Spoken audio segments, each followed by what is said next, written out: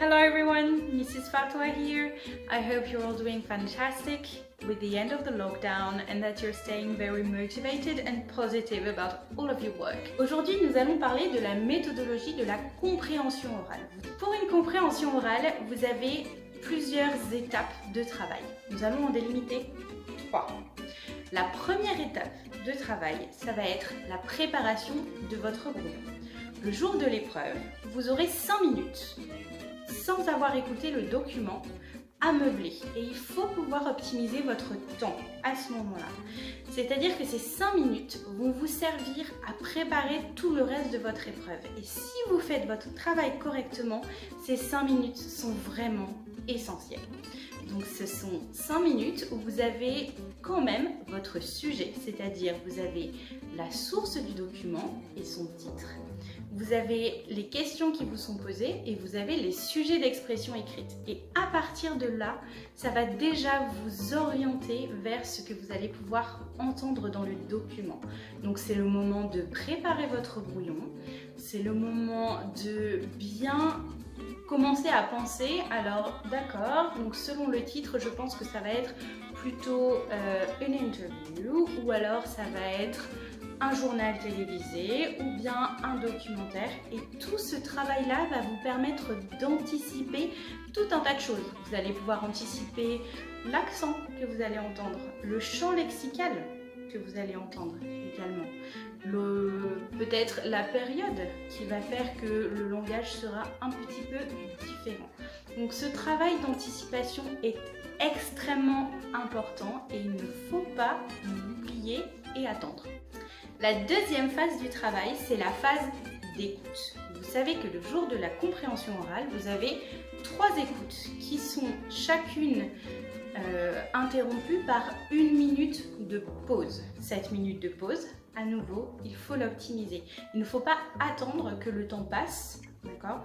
C'est le moment d'organiser vos notes. Donc, pendant vos écoutes, ce n'est pas la peine de vous concentrer sur des petits détails. L'important, c'est d'avoir une bonne méthode. Première écoute, vous allez essayer d'identifier la trame du document, sa logique, son thème principal. Et peut-être que vous allez réussir à trouver des points de repère, un nom ou une date que vous allez pouvoir faire apparaître dans votre brouillon. Ensuite, deuxième écoute, vous allez aller un peu plus dans le détail. C'est le moment de compléter votre trame avec tout un tas d'informations. Et la troisième écoute, c'est là que vous allez vraiment cibler les noms, les dates et les détails. Et surtout, tout ce qui va permettre de lier les mots-clés que vous avez notés dans vos notes. Donc vous l'aurez compris, ce n'est pas la peine d'essayer de faire une transcription totale du document, de réécrire tout ce qui est dit et les phrases en entier. Il faut fonctionner par mots-clés. Et donc on revient sur cette minute de pause. Qu'est-ce que vous pouvez faire pendant la minute de pause ? Eh bien c'est le moment justement de relier les informations entre elles. Donc vous allez pouvoir vous dire, ah alors tel nom, ça va avec ces mots-clés là. Telle date, voilà ce qui s'est passé. C'est le moment de faire des flèches, de faire des dessins, des schémas. Faites ce que vous pouvez pour vous aider. Une autre chose que vous pouvez faire, c'est commencer à traduire des mots qui sont un petit peu difficiles parce que ça va vous emmener vers la 3e étape. Et donc la 3e étape de votre travail, ça va être la rédaction de votre synthèse en français une fois que vous aurez fini vos 3 écoutes. Cette synthèse en français, en fait, c'est la seule manière que vous avez pour montrer à votre correcteur que vous avez parfaitement compris le document.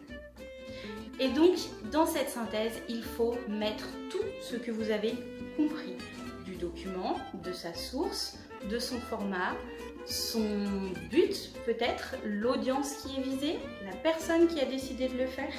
Toutes ces informations-là, tout ce que vous aurez compris, implicite ou explicite, il faut que ça figure dans votre synthèse en français. Et dans votre synthèse, il faut également qu'on retrouve la logique, la trame du document. Et ça montrera que vous avez eu une compréhension vraiment fine du document. Et donc ça, c'est une épreuve qui ne s'improvise pas. C'est une méthodologie à part entière. Il faut bien la travailler.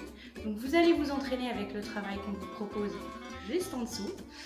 Et vous allez aussi pouvoir aller faire un tour vers la méthodologie écrite, où il y a peut-être certaines choses que je n'ai pas dit à l'oral, qui seront expliquées un petit peu différemment aussi, et qui vous aideront à comprendre totalement cette méthodologie.